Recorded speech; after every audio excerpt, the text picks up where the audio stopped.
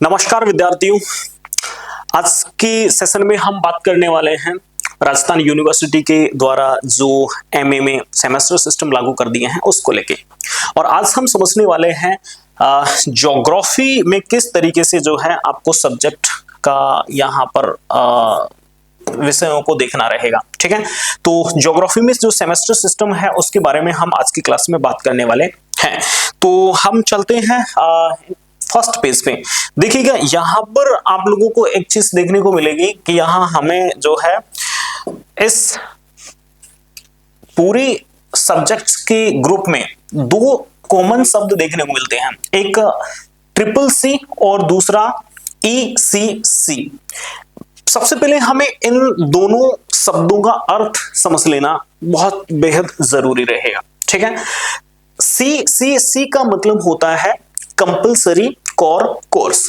Compulsory course का मतलब ये है कि ये सब्जेक्ट आपके अनिवार्य हैं, ये अनिवार्य विषयों के अंतर्गत है जो कि आपको लेना ही लेना होगा।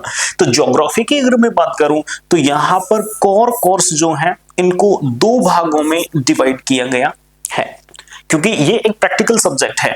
तो थ्योरेटिकल सब्जेक्ट जो है वो आपके 3 है और प्रैक्टिकल जो है वो आपका एक पेपर रहने वाला है। तो इस प्रकार से जो आपके अनिवार्य विषय होने वाले हैं वो है टोटल 4।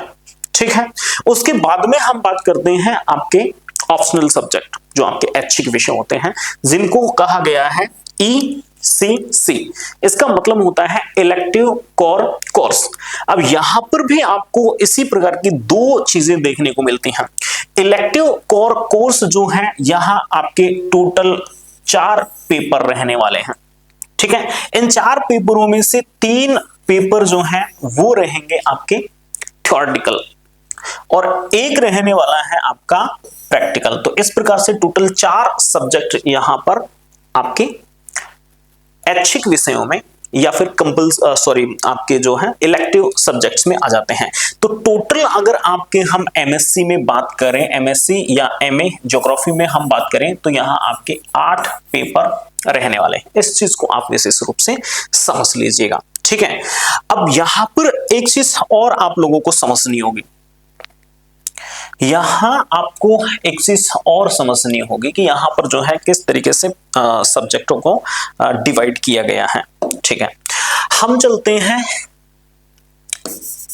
MA या MSc ज्योग्राफी के ऊपर। यहां 2 प्रकार के सब्जेक्ट हैं, एक CCC और दूसरा आता है आपके ECC। दोनों को सेम 2 तरीके से विभाजित किया गया है। ठीक है, यहां CCC मतलब कंपलसरी जो सब्जेक्ट हैं उनको भी 2 भागों में विभाजित किया गया है। एक तो जो है थ्योरी वाले सब्जेक्ट हो गए और एक हो जाते हैं आपके प्रैक्टिकल वाले सब्जेक्ट।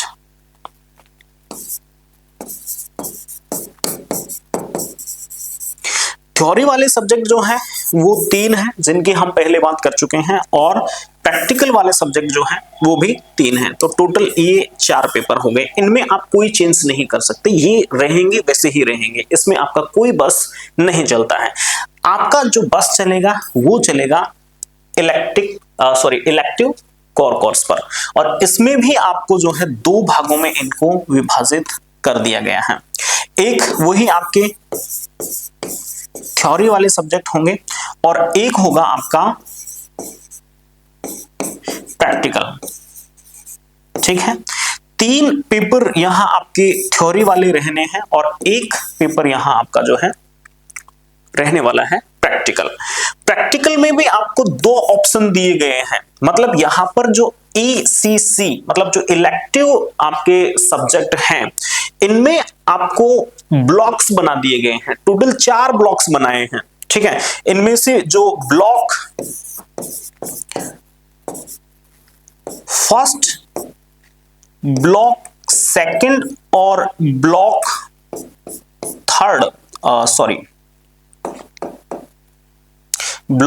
थर्ड जो है ये आपको देखने को मिलते हैं थ्योरी वाले पोर्शन में, और ब्लॉक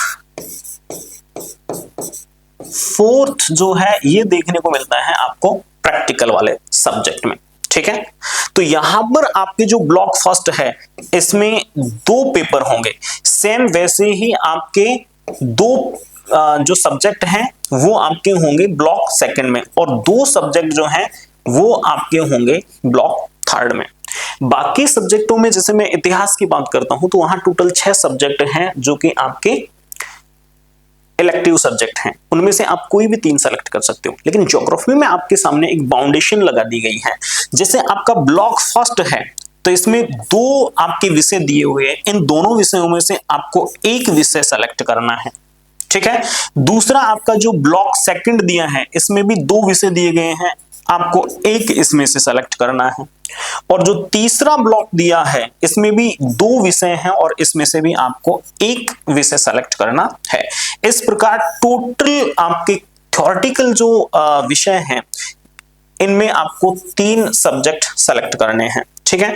और यहां पर जो ब्लॉक 4 है वो आपके प्रैक्टिकल से संबंधित है, और इन ब्लॉक जो 4 है इसमें भी 2 आपको जो है सब्जेक्ट दिए गए हैं और इनमें से भी एक सब्जेक्ट आपको चुनना है। तो एक प्रैक्टिकल और 2 थ्योरेटिकल, इन दोनों का चयन करने के बाद में आपके पास में 4 पेपर टोटल तो आ जाते हैं इलेक्टिव में, और टोटल 4 आ जाते हैं आपके कंपलसरी में। तो इस प्रकार से एमए ज्योग्राफी की अगर हम बात करें तो टोटल आपको इस वर्ष फर्स्ट सेमेस्टर में 8 पेपर देने होंगे, ठीक है। इस चीज को आप बहुत विशेष तरीके से समझ लीजिएगा, ठीक है। तो मेरे ख्याल से ये चीजें समझ में आ गई होगी। अब चलते हैं हम यहाँ पर जो डिटेल में हमें सब्जेक्टों के ग्रुप दे रखे हैं उनके ऊपर, ठीक है। फर्स्ट जो पेपर है आपका, मेरे ख्याल से आप लोगों को बहुत बेहतरीन तरीके से दिख रहा होगा, स्क्रीन को मैंने बढ़ा दिया है। तो यहां पर आप अगर देखते हैं इवोल्यूशन ऑफ जियोग्राफिकल थॉट्स, ये आपका जो है अप टू 1800 AD, ये आपका फर्स्ट पेपर है और इसका यहाँ पर जो है सब्जेक्ट कोड भी दे रखा है। ये आपका CCC मतलब ये आपका जो है कंपलसरी सब्जेक्ट है, और इन तीनों के बारे में हम बात कर चुके हैं।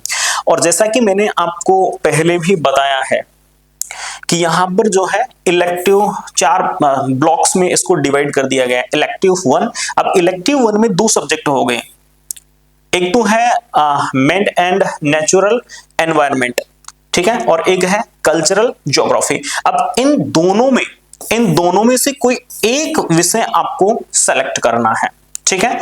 कोई एक विषय आपको यहां पर जो है सेलेक्ट करना है, तो इस चीज का आप विशेष ध्यान रखिएगा, ठीक है।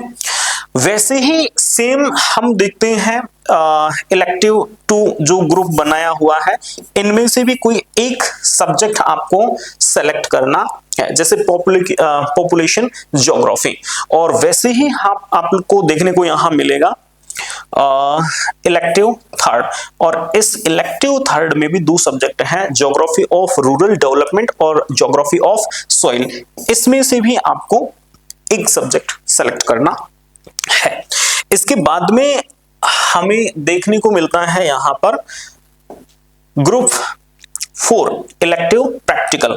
इलेक्टिव प्रैक्टिकल जो है इसमें 2 प्रैक्टिकल दिए गए हैं, प्रैक्टिकल फर्स्ट और सेकंड, तो यहां से भी एक आपको सेलेक्ट करना है, ठीक है। तो इस प्रकार टोटल जो 3 इलेक्टिव हैं इनमें से एक आपको इन ग्रुपों में से एक सब्जेक्ट सेलेक्ट करना है और एक प्रैक्टिकल में से सेलेक्ट करना है। अब ठीक है, ये सब तो हमने बातें कर ली हैं, लेकिन समस्या ये आ रही है स्टूडेंटों के सामने कि इनमें से सेलेक्ट कौन से सब्जेक्ट किए जाएं। तो मैं इसमें आपकी थोड़ी हेल्प कर सकता हूं। देखिए, अगर आपका एम नेट JRF की तैयारी करना है तो फिर आपको इन ग्रुपों में से कौन से सेलेक्ट करने हैं सब्जेक्ट, उसके ऊपर मैं आपको थोड़ा थोड़ा विवरण दे सकता हूं, ठीक है। तो यहां पर अगर हम सबसे पहले बात करें इलेक्टिव फर्स्ट की, इलेक्टिव फर्स्ट में अगर नेट JRF के दृष्टिकोण से देखा जाए तो यहां पर हमारा जो पेपर है मैन एंड नेचुरल एनवायरनमेंट, जिसका कोड है GEO A01, ये सब्जेक्ट जो है ये नेट जेआरएफ में काफी ठीक ठाक तरीके से पूछा जाता है, इसका वेटेज काफी ठीक ठाक है। ठीक है, दूसरा अगर हम इलेक्टिव ग्रुप सेकंड में हम बात करें कि इन दोनों सब्जेक्टों में से कौन सा सब्जेक्ट हमें भरना है, तो यहां पर जो है दो सब्जेक्ट हैं, पॉपुलेशन ज्योग्राफी और क्वांटिटेटिव टेक्निक्स इन ज्योग्राफी। ठीक है, तो यहां पर जो ग्रुप हमारा है GEO B02, ये काफी ठीक ठाक वेटेज रखता है नेट जेआरएफ के लिए। ठीक है, और अगर हम बात करें इलेक्टिव थर्ड की, तो यहां पर दो सब्जेक्ट फिर दिए गए हैं, ज्योग्राफी ऑफ रूरल डेवलपमेंट और ज्योग्राफी ऑफ सॉइल। ठीक है, तो ग्रामीण क्षेत्र में किस तरीके से ज्योग्राफी का या भूगोल का विकास रहा है उसके बारे में यहाँ पर हमें जानकारी देखने को मिलती है, और ज्योग्राफी ऑफ सॉइल मतलब इसमें मिट्टी के बारे में हमें जानकारी देखने को मिलती है। ठीक है, तो इसके बारे में यहाँ हमें पढ़ने को मिलेगा। इन दोनों सब्जेक्टों की अगर मैं बात करूं तो दोनों ही बेहतरीन है, दोनों का ही जो वेटेज है वो बहुत अच्छा है नेट जेआरएफ के लिए। ठीक है, आपको जो भी इनमें से पसंद है वो आप सेलेक्ट कर सकते हो, और अगर इन दोनों में भी आप सेलेक्ट करना चाहते हो तो मेरे according geography of rural development जो है ये सब्जेक्ट आपको सेलेक्ट करना चाहिए, क्योंकि इसका वेटेज नेट जेआरएफ में बहुत बेहतरीन है। ठीक है ना, तो इन तीन सब्जेक्टों को आप मेंशन कर सकते हो, जिसमें हमने बात की है इलेक्टिव फर्स्ट में जो कोड है A01, इलेक्टिव सेकंड में B02 और इलेक्टिव थर्ड में C01, इनको आप सेलेक्ट कर सकते हो। अब तीसरा प्रश्न आता है कि इन प्रैक्टिकल्स में से हम किसको सेलेक्ट करें।